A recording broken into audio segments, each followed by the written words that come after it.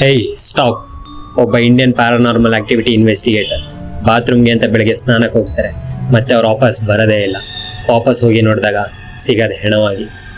ಎಷ್ಟು ಮಿಸ್ಟೀರಿಯಸ್ ಅಲ್ವಾ ಈ ವಿಷಯ. ಮತ್ತು ಈ ಕೇಸ್ ಬಗ್ಗೆ ಒಂದು ಸ್ವಲ್ಪ ಕ್ರಾಸ್ ಚೆಕ್ ಮಾಡೋಣ ಬನ್ನಿ. ಈಗ ನೀವು ಹೇಳ್ಬೋದು ಅವ್ನು ಸೂಸೈಡ್ ಮಾಡ್ಕೊಂಡಿರ್ಬೋದು, ಇಲ್ಲ ಅವ್ನಿಗೇನಾದರೂ ಪ್ರಾಬ್ಲಮ್ ಇದ್ದು ಅವನಲ್ಲೇ ಸತ್ತಿರ್ಬೋದು ಅಂತ. ಬಟ್ ಒಂದು ಕ್ಲಾರಿಫೈ ಮಾಡ್ತೀನಿ, ಅವನು ಹೊರಗಡೆಯಿಂದ ಯಾರೋ ಬಂದು ಸಾಯಿಸಿದ್ದಾರೆ ಅನ್ನೋದಕ್ಕೆ ಇವರು ಹೊರಗಡೆಯಿಂದ ಡೋರ್ನ ಲಾಕ್ ಮಾಡ್ಕೊಂಡಿರ್ತಾರೆ, ಮತ್ತೆ ವಿಂಡೋ ಕೂಡ ಚಿಕ್ಕದಾಗಿರುತ್ತೆ, ಮತ್ತೆ ಅವ್ರಿಗೆ ಸೂಸೈಡ್ ಮಾಡ್ಕೊಳ್ಳೋ ಅಂತ ಯಾವುದೇ ಅಗತ್ಯ ಕೂಡ ಇರೋದಿಲ್ಲ. ಮೈ ವೆಲ್ ಸೆಟಲ್ಡ್ ಆಗಿರ್ತಾರೆ, ಮತ್ತೆ ಅವ್ರಿಗೆ ಆಪರ್ಚುನಿಟೀಸ್ಗಳು ಟಿ ವಿ ಶೋಸ್ ಕಡೆಯಿಂದ ತುಂಬಾನೇ ಬರ್ತಾ ಇರುತ್ತೆ. But he is dead. How ಈ ಮಿಸ್ಟ್ರಿನ ಸಾಲ್ವ್ ಮಾಡೋದಕ್ಕಿಂತ ಮುಂಚೆ ಆ ವ್ಯಕ್ತಿ ಬಗ್ಗೆ ಚಿಕ್ಕದಾಗಿ ಇನ್ಫಾರ್ಮೇಶನ್ ತಿಳ್ಕೊಬರೋಣ. ಎಸ್, ಅವರೇ Gaurav Tiwari, India's first paranormal investigator. ಆ ವ್ಯಕ್ತಿ ಬಿಹಾರಲ್ಲಿ ಜನಿಸ್ತಾರೆ, ಒಂದು ಮಿಡಲ್ ಕ್ಲಾಸ್ ಫ್ಯಾಮಿಲಿಯಲ್ಲಿ. ಅವರು ಒಬ್ಬ ಮಿಡಲ್ ಕ್ಲಾಸ್ ಫ್ಯಾಮಿಲಿಯಿಂದ ಬಂದಿರೋದ್ರಿಂದ ಅವ್ರ ಅಪ್ಪಂಗೆ ತುಂಬಾ ಇಂಟ್ರೆಸ್ಟ್ ಇರುತ್ತೆ ಆ ಮಗನ್ನ ಒಳ್ಳೆ ಹೈ ಪೊಸಿಷನ್ಗೆ ತೊಗೊಂಡೋಗ್ಬೇಕು ಓದೋದ್ರಲ್ಲಿ ಅಂತ.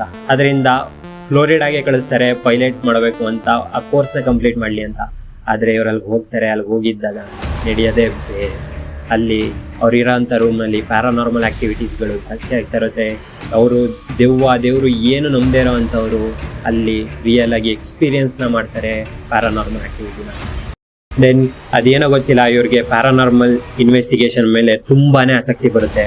ಇವರು ಪೈಲಟ್ ಆಗಬೇಕು ಅಂತ ಬಂದಿದ್ದವರು ಪ್ಯಾರಾನಾರ್ಮಲ್ ಇನ್ವೆಸ್ಟಿಗೇಷನ್ ಕೋರ್ಸ್ನ ತಗೋತಾರೆ, ಮತ್ತು ಅದನ್ನು ಕಂಪ್ಲೀಟ್ ಕೂಡ ಮಾಡ್ತಾರೆ. ಕಂಪ್ಲೀಟ್ ಮಾಡಿ ನಮ್ಮ ಇಂಡಿಯಾಕ್ಕೆ ಬರ್ತಾರೆ.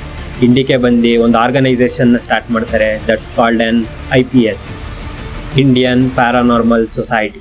ನೆಕ್ಸ್ಟ್ ಆ ಆರ್ಗನೈಸೇಷನ್ನ ಸ್ಟಾರ್ಟ್ ಮಾಡಿದ್ಮೇಲೆ ಇವ್ರ ಫ್ರೆಂಡ್ಸ್ ಕೂಡ ಸ್ಟಾರ್ಟ್ ಮಾಡಿರ್ತಾರೆ ಜೊತೆಯಲ್ಲಿ ಸೇರಿಕೊಂಡು. ಆದರೆ ಇವ್ರಿಗೆ ಯಾವುದೇ ಥರದ ಕೇಸ್ ಗೊತ್ತಿರೋದಿಲ್ಲ.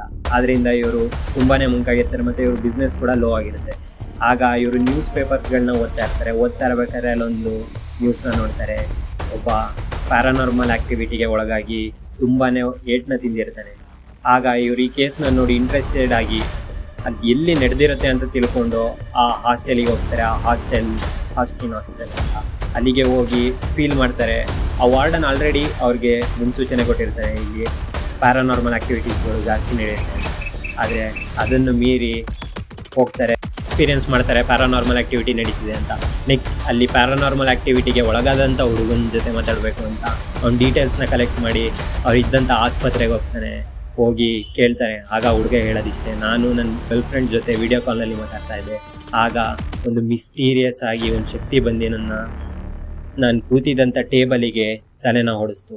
ನಾನು ಕಂಪ್ಲೀಟಾಗಿ ಇಂಜೂರ್ಡ್ ಆದೆ, ನನಗೇನು ಗೊತ್ತಾಗಲಿಲ್ಲ ಅಂತ. ದೆನ್ ಗೌರವ್ ತಿವಾರಿ ಅವರು ಕೇಳ್ತಾರೆ ಆ ಹುಡುಗನ್ನ, ನೀನು ಹೊರಗಡೆಯಿಂದ ಯಾವುದಾದ್ರೂ ವಸ್ತುನ ತಗೊಬಂದಿದ್ದ ಅಂತ.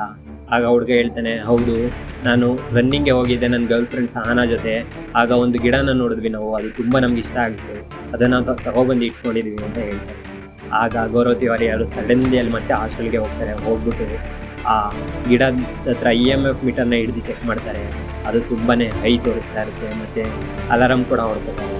ಅದರಿಂದ ಇವರಿಗೆ ಕನ್ಫರ್ಮ್ ಆಗುತ್ತೆ ಅದರಲ್ಲಿ ಒಂದು ಪ್ಯಾರಾನಾರ್ಮಲ್ ಆ್ಯಕ್ಟಿವಿಟಿ ಇದೆ, ಮತ್ತು ಒಂದು ಪೊಸೆಸ್ ಆಗಿದೆ. ಅದಕ್ಕೆ ಪಾರ್ಟ್ 2 ಅಲ್ಲಿ ಹೇಳ್ತೀನಿ.